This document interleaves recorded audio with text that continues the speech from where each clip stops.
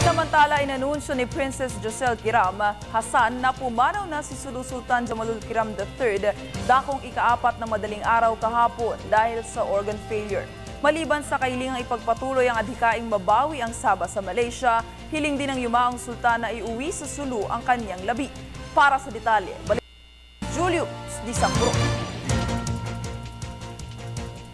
Pumanaw na ang kilalang sultan ng Sulu at nagsusulong sa pagmamayari ng Sulu sa Sabah na si Sultan Jamalul Kiram III sa edad na 75. Alas 4:42 ng linggo ng madaling araw nang bawian ng buhay si Sultan Kiram sa Philippine Heart Center sa Quezon City dahil sa sakit sa bato.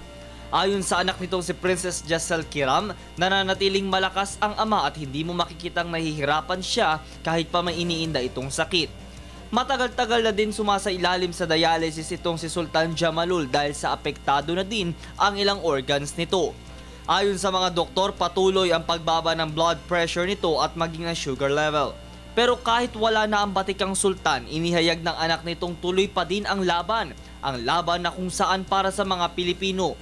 Ipagpapatuloy pa din nila ang pagbawi sa Sabah na siyang dapat kabahagi ng ating bansa. Matatanda ang naging advisor si Kiram ng Muslim royalties sa ilalim ng Administrasyong Arroyo na kung saan din siya tumakbo bilang senador taong naman 2007. Naging kontrobersyal ang grupo ni Sultan Kiram dahil sa paglusob sa Sabah na anilay kanilang pagmamayari. Matapos iuwi sa kanilang tahanan sa Taguig, plano din naman ng pamilya nito na maihatid sa Sulu ang sultan para doon naman mailibing. Para sa Telebisyon ng Bayan, ako si Julius Disambro.